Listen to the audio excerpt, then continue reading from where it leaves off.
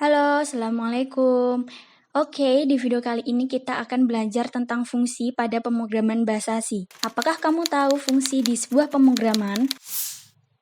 Apakah harus membuat satu buah fungsi saja? Jadi, fungsi itu adalah sekumpulan kode yang ditaruh dalam sebuah blok dan dibuat untuk menjalankan tugas khusus. Fungsi memiliki struktur seperti ini contohnya. Setiap struktur fungsi mempunyai komponen masing-masing.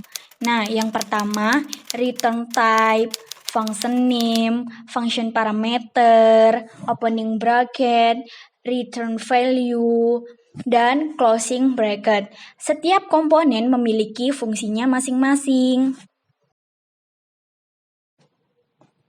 Gimana sih contoh blok kode fungsi itu? Terus, gimana cara nulis beberapa fungsi dalam sebuah program? Contoh yang pertama yaitu fungsi dengan parameter. Parameter adalah variabel yang menyimpan nilai untuk diproses di dalam fungsi.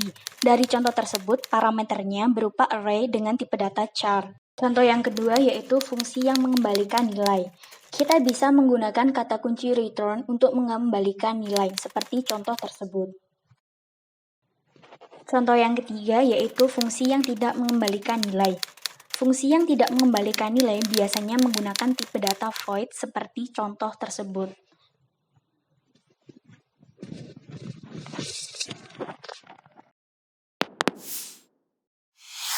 Oke teman-teman, sesuai dengan janjiku ya, kalau di video selanjutnya ini, kita bahas tentang sebuah studi kasus yang sesuai dengan materi kita, yaitu tentang fungsi. Nah, ini aku punya studi kasusnya di modul 2, kita buka ya.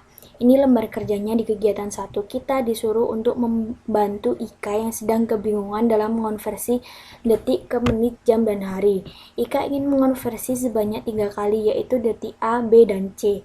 Detik A merupakan 6 digit akhir NIM dikali 4, detik B merupakan semua digit pada NIM dibagi angka 1-9, kemudian dan detik C itu merupakan 6 digit pertama ditambah dengan 6 digit terakhir. Nanti contoh inputannya itu seperti ini. Nah, daripada lama-lama langsung saja kita buka ya softwarenya, yaitu aku softwarenya pakai Falcon C++ ini. Buat kalian, kalau misalkan software atau IDE-nya pakai yang lain boleh, yang penting bisa mendukung program bahasa C. Nah, ini buat file baru ya, yaitu C file karena ini bahasa C. Terus langsung saja kita mulai ngoding di sini. Pertama kita tulis karena ini adalah otak dari sebuah programnya stdio_h karena ini hanya input dan output saja. Nah, kan ini materinya tentang fungsi. Di studi kasus kali ini aku bakal menyelesaikan dengan dua fungsi, yaitu fungsi konversi dan fungsi my. Langsung saja ya, kita tulis fungsinya, fungsi konversi.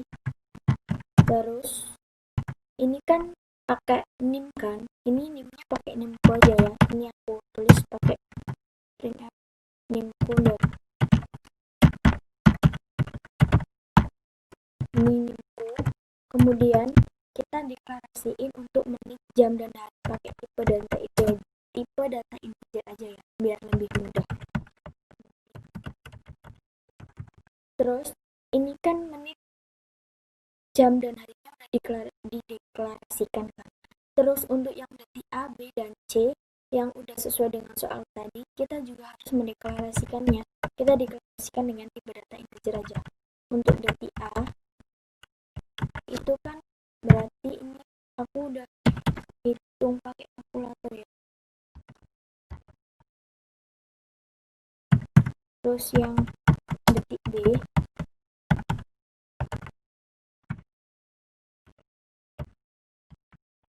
nah, ini udah kita deklarasiin.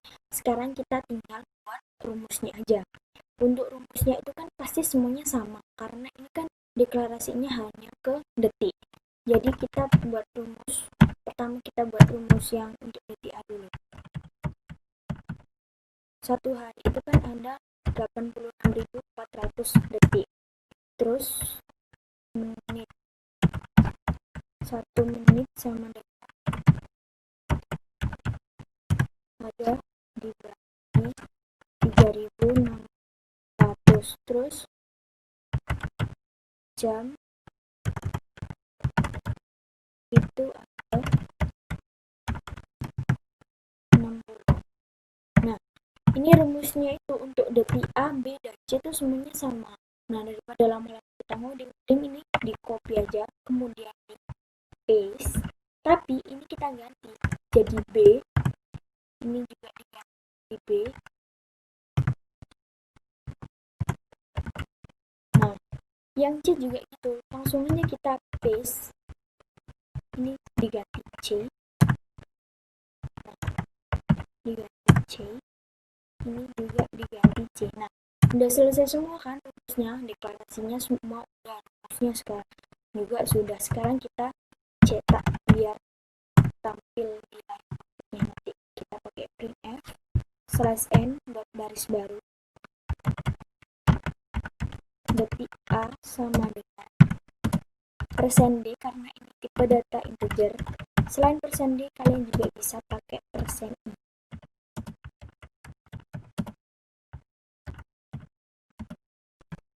Ini detik B juga sama dengan. Ini kita copy aja ya biar cepat. Nah, kita copy gitu kan nggak apa-apa kan, ini sama. Kita copy terus /n detik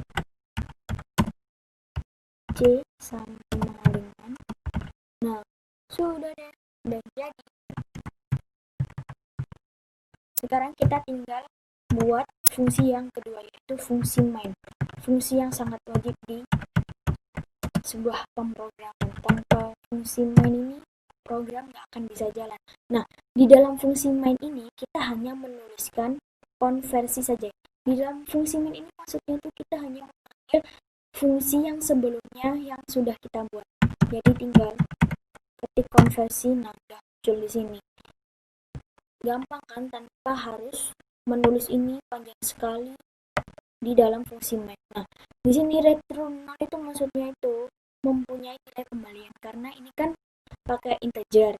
Fungsinya ini kan pakai tipe data integer. Jadi memiliki nilai kembalian. Kalau kalian misalnya nggak ingin punya nilai kembalian, kalian bisa pakai void yang tidak memiliki nilai kembalian.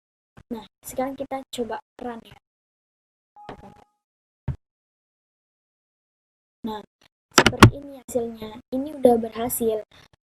Sama kan kayak di ini, di contohnya ini outputnya.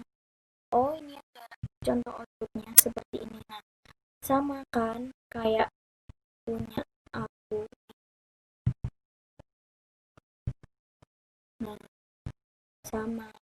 Jadi mudah kan kalau misalkan kita pakai fungsi tanpa harus menuliskan yang berulang kali di dalam fungsi main. Nanti kita hanya memanggil fungsi yang sebelumnya sudah kita buat. Udah, itu saja menurutku, kurang dan lebihnya aku mohon maaf. Semoga ini bermanfaat buat kalian. Terima kasih.